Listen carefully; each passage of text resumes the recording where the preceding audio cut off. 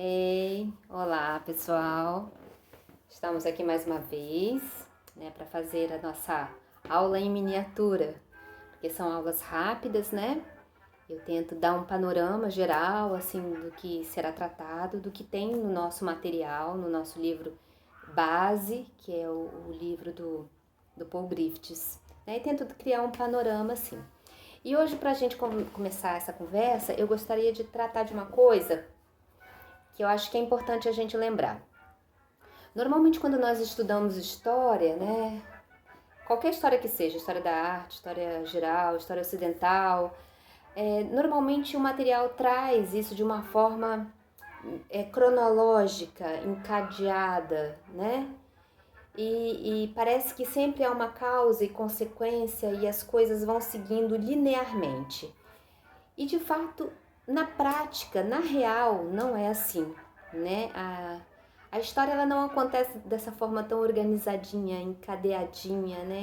Um evento após o outro. Às vezes os fatos se misturam, né? E a gente sabe que é assim, e no século XX, além de saber que é assim, a gente percebe que é muito mais intenso, né? São muitos acontecimentos ao mesmo tempo. Nas artes, então, né, como eu já disse antes, a arte percorre vários caminhos ao mesmo tempo, né? São vários movimentos artísticos. Na música também é assim.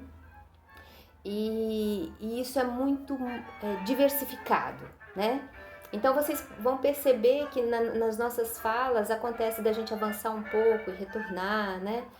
Porque a história não é organizada cronologicamente como normalmente a gente imagina, né? Então, a gente vai continuar falando agora sobre o nosso conteúdo. E para começar, nós vamos falar sobre aqueles compositores que deram relevância, tentaram cultivar alguma coisa da música regional, da música dos seus países nas suas obras. O primeiro compositor que a gente destaca é o Charles Ives, que é um estadunidense, que trabalhou com conteúdos da música do país dele nas suas óperas, nas suas obras.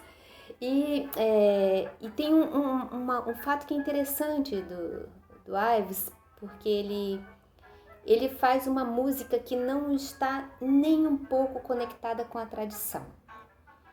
E isso parece que é mais fácil de acontecer lá nos Estados Unidos, porque eles não têm a força da tradição europeia. Então ele avança em coisas, ele inova em coisas que só vão aparecer anos depois na Europa.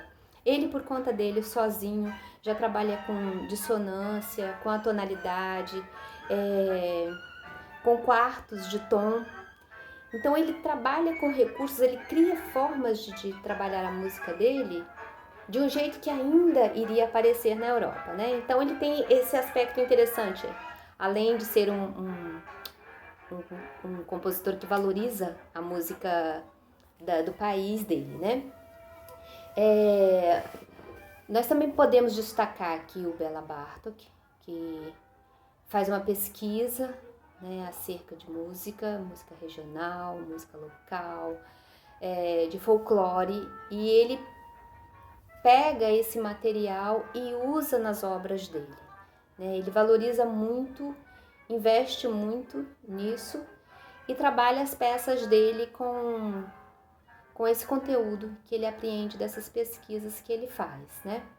Outros compositores também valorizaram a música regional, a música dos seus países, das suas nações, né? A gente pode destacar o Manuel de Falla, o Leo Janáček e também o Stravinsky. Uma coisa que é legal a gente destacar é que alguns compositores nessa época já viam a música como uma ferramenta de transformação social. Também imaginavam a música como uma utopia, uma coisa para o futuro, para unir os povos, para fazer dos sujeitos pessoas com potencialidades mais desenvolvidas, né? Que cada um pudesse fazer a sua própria música. Havia uma certa idealização por parte de alguns compositores. O Bela Bartok é um desses, que via a música por esse viés. Bem, então mais ou menos nessa mesma época aí a gente vai ter também um outro acontecimento para se destacar na história da música do século XX, que é o resgate das formas antigas de música, de se compor, o que foi chamado de neoclassicismo. Então, alguns compositores resgatam essa forma antiga do classicismo, do barroco, do renascimento, e pegam a sonoridade do século XX e colocam nessas formas. Teve compositor que levou isso na brincadeira, né? Fez uma piada com isso, teve compositor que levou isso muito a sério. O Stravinsky, por exemplo, ele faz isso no sentido de brincar com a coisa. Ele faz com uma atitude irônica, né? Satírica. Pegar os conteúdos da atualidade que ele vivia, a sonoridade da atualidade, e colocar num formato antigo. Outros compositores levaram isso a sério. Hindemith, por exemplo, fez isso com seriedade. O Béla Bartók também fez isso com seriedade. E nesse movimento, principalmente, eles tinham uma aversão ao século XIX, ao romantismo, e resgataram as formas de antes do século XIX, né? Do classicismo para trás. Alguns compositores, mais ou menos no mesmo período, já tiveram uma outra atitude, uma outra postura. E eles começaram a resgatar conteúdos musicais do século XIX, do romantismo. O Messiaen, por exemplo, foi um que trabalhou dessa forma. O Aaron Copland também fez isso. O Prokofiev também fez isso. Então, resgataram a música do século XIX. Então, um grupo trabalhando com os conteúdos não, as formas do classicismo e formas mais antigas, e um grupo trabalhando com os conteúdos do romantismo. Bem, então uma coisa que eu acho que nós já falamos anteriormente é que com o advento da atonalidade e com esse afastamento dos modelos do século XIX, do romantismo, houve uma dificuldade em se fazer música puramente instrumental. Então, normalmente, a música era composta tendo suporte a alguma outra arte. Por exemplo, alguma obra literária, eram peças para serem cantadas, peças para serem encenadas, peças para serem dançadas. Então, parece que houve realmente uma dificuldade dos compositores em fazer música que fosse para instrumento. Então sempre era instrumento e dança, instrumento e voz, ou então remetendo a alguma peça literária. E fica assim, né? Por uns anos, né, os compositores sempre lançando mão de uma outra arte para dar suporte à música. Até que o Schoenberg cria um novo método de composição. E ele fica empolgado com isso e fala, olha, agora a gente vai poder fazer música instrumental, e a gente vai poder usar isso para os próximos séculos, que foi o serialismo, né? A princípio ele faz o dodecafonismo, que é a intenção de trabalhar as peças usando uma série de 12 sons, sem repetir os sons, e tirando totalmente o peso da tonalidade. Então todos os sons teriam valor igual, peso igual e função igual dentro da música. Então, ele se liberta do campo da tonalidade, e daí ele avança nesse processo e cria o serialismo, que é escolher uma série de sons, né? Não precisa ser os 12 sons, né? Podem ser menos notas para fazer essa série. E a partir dessa série, ele trabalha toda a música com a mesma série. E com o serialismo, o que se percebe é que quem aderiu a ele realmente conseguiu fazer música instrumental. É como se eles estivessem agora sendo norteados, né, por um modelo. E aí eles conseguiam fazer música mesmo só para instrumento. Então a série, interessante que ela, apesar de ser uma coisa muito nova, né, que eles estavam criando ali, que o Schoenberg criou ali, naquela época, eles traziam também alguns recursos antigos. Por exemplo, de trabalhar a série, né, como se fazia antigamente com o tema, com o sujeito do Barroco, do Renascimento.